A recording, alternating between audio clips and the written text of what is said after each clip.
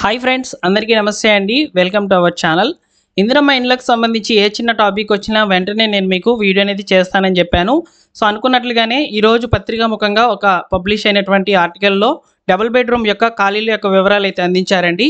So అయితే ఇక్కడ greater పరిధిలో ఉన్నటువంటి వాళ్ళు తప్పకుండా వీడియోని పూర్తిగా చూడండి. మీ పరిధిలో ఉన్నటువంటి అప్లికేషన్స్లో ఎన్ని L2లోకి రావడం జరిగిందంటూ ఈరోజు పబ్లిష్ అయినటువంటి ఆర్టికల్లో నేను మీకు ఇన్ఫర్మేషన్ అనేది షేర్ చేస్తున్నాను. సో వీడియోని పూర్తిగా చూసి తప్పకుండా లైక్ చేయండి ఫ్రెండ్స్.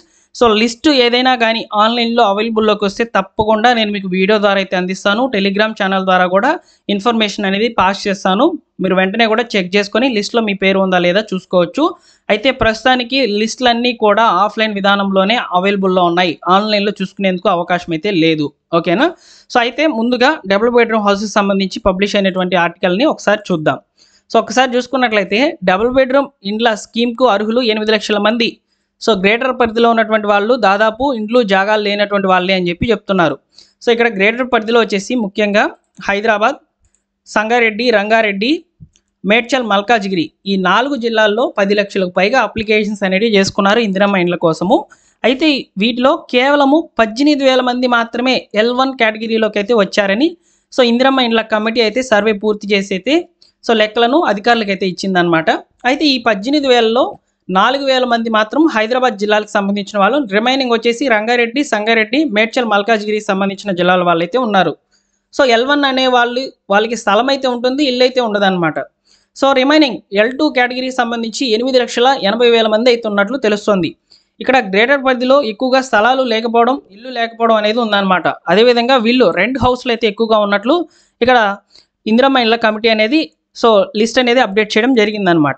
అయితే ఇక్కడ ఇందిరమ్మ ఇండ్లకు సంబంధించి ముఖ్యంగా సీఎం రేవంత్ రెడ్డి గారు ఏం చెప్పారంటే, కేసీఆర్ గవర్నమెంట్లో నిర్మించినటువంటి ఈ యొక్క double bedroom houses 2 BHK houses ఏవైతే ఉన్నాయో వాటిలో అసంపూర్తిగా ఉన్నటువంటి వాటిని మరియు కంప్లీట్ అయిపోయి నిర్మాణం అంతా కూడా కంప్లీట్ అయిపోయి లబ్ధిదారులకు అందించినా కానీ లబ్ధిదారులు తీసుకోకుండా ఉన్నటువంటి వాటిని, అదేవిధంగా పంపిణీకి అసలు నోచుకోనటువంటి వాటిని, సో ఈ 3 కేటగిరీలో ఉన్నటువంటి డబుల్ బెడ్రూమ్ హౌసెస్ మీద ఫస్ట్ సర్వే అయితే నిర్వహించారనమాట. అందులో ఉన్నటువంటి ఖాళీలను వెలికి తీసినటువంటి గవర్నమెంట్ ఇప్పుడు చూసుకున్నట్లయితే అప్లికేషన్స్ అనేటివి చాలా ఎక్కువగా రావడంతో వీటిని ఏ విధంగా పంపిణీ చేయాలి అనే దాని మీద తొందరలో నిర్ణయం తీసుకునేందుకు అవకాశం అయితే ఉంటున్నట్లు చెప్తున్నారు అండి అధికారులు. సో అయితే ఇక్కడ 8,80,000 డబుల్ బెడ్రూమ్ హౌసెస్ అనేటివి ఈ 4 జిల్లాల పరిధిలో అయితే ఉండవు. ఎందుకంటే కేసీఆర్ గవర్నమెంట్ నిర్మించి ఇచ్చినటివి దాదాపు 80% అయితే లబ్ధిదారులకైతే అందించేసిందనమాట. సో అందులో కూడా ఎవరైతే డబుల్ బెడ్రూమ్ హౌసెస్ని ఈ యొక్క రెంట్కి ఇవ్వడము, అదేవిధంగా ఆ స్థలాలను అమ్ముకోవడం చేసి ఉంటారో వారందరికీ కూడా నోటీసులు పంపించి సో వాటిని స్వాధీనం అయితే చేసుకుంటుంది గవర్నమెంట్. ఇలా కూడా జరిగిందని ఈ మధ్య అయితే వార్తల్లో అయితే విన్నామన్నమాట. సో ఈ విధంగా ఈ 4 జిల్లాలకు సంబంధించిన ఖాళీల యొక్క వివరాలు అయితే అంటే L2 కేటగిరీలోకి ఎంతమంది వచ్చారనే వివరాలు అయితే అందించడం జరిగింది గవర్నమెంట్. సో ఇది ఇలా పక్కన ఉండగా ఇక్కడ చూడండి, త్వరలో 4,000 డబుల్ బెడ్రూమ్ ఇండ్ల పంపిణీ 2017-19 మధ్య అప్లై చేసుకున్న వారికి మాత్రమే అని చెప్తున్నారు. ఇది వచ్చేసి సో 4 జిల్లాల కలెక్టర్లకు లెటర్లు రాసిన GHMC అని చెప్తున్నారు. చూడండి, గ్రేటర్లో నిర్మించి ఖాళీగా ఉన్నటువంటి డబుల్ బెడ్రూమ్ ఇండ్లను లబ్ధిదారులకు అందచేయాలని 4 జిల్లాల కలెక్టర్లకు GHMC అధికారులు 15 రోజుల క్రితం అయితే లెటర్లు అనేటివి రాయడం జరిగింది. సో వాటికి ఆమోదిస్తూ సంగారెడ్డి, హైదరాబాద్, మేడ్చల్, మల్కాజ్గిరి, రంగారెడ్డి జిల్లాల్లో దాదాపు 4,000 ఇండ్లు అనేటివి ఈ యొక్క 2017-2019లో ఎవరైతే దరఖాస్తు చేసుకొని ఉన్నారో సో పూర్తయినటువంటి ఈ 4,000 ఇండ్లు అనేటివి వాళ్ళకి పంపిణీ అనేది చేయబోతున్నట్లు తెలుస్తుంది అనమాట. ఇక్కడ సమాచారం చాలా క్లియర్గా అయితే చూడండి. ఇక్కడ ఎక్కువ శాతం కొల్లూరులో అత్యధికంగా 15,660 ఇండ్లను నిర్మించారనమాట. అందులో ఉన్నటువంటి దాదాపు 1,400 ఇండ్లు అనేటివి ఖాళీలు అనేటివి ఉన్నాయన్నమాట. సో వాటిని ఎవరైతే 2017 మరియు 19లో దరఖాస్తు చేసుకున్నారో వారికి అయితే అందించనున్నట్లు ఇక్కడ తెలుస్తోంది. సో ఈ విధంగా ఒకవైపు ఖాళీల యొక్క వివరాలు చెప్తున్నారు, మరోవైపు వచ్చేసి డబుల్ బెడ్రూమ్ హౌసెస్ అనేటివి పంపిణీ చేస్తున్నామని చెప్తున్నారు. అసలు ఈ డబుల్ బెడ్రూమ్ హౌసెస్ అనేటివి పంపిణీ చేస్తారా లేదా అనేది క్లారిటీ అయితే లేకుండా పోయిందండి. సో మొత్తానికి ఇందిరమ్మ ఇండ్లకు సంబంధించి ఏం జరుగుతుందనే దాని మీద సో ఎవరికి కూడా అవగాహన లేకుండా పోయింది. అసలు ఈ యొక్క ఇందిరమ్మ ఇండ్లు అనేటివి ఇస్తారా లేదనేది కూడా ఒక ప్రశ్నార్థకంగా మారినటువంటి ప్రశ్న అయిపోయిందనమాట.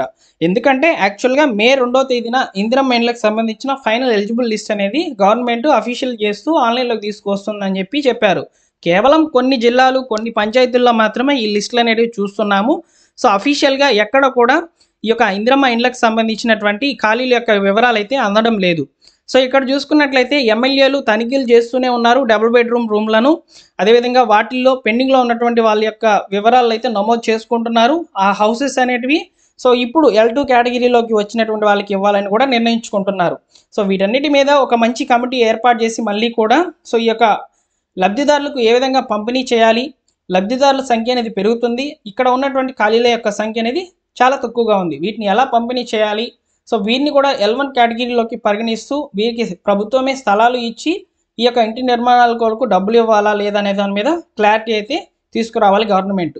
అప్పుడే నమ్మకం అనేది ఉంటుంది గవర్నమెంట్ మీద.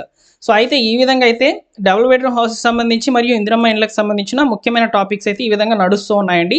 ఇందులోని సమాచారం మీకు నచ్చితే తప్పకుండా లైక్ చేయండి.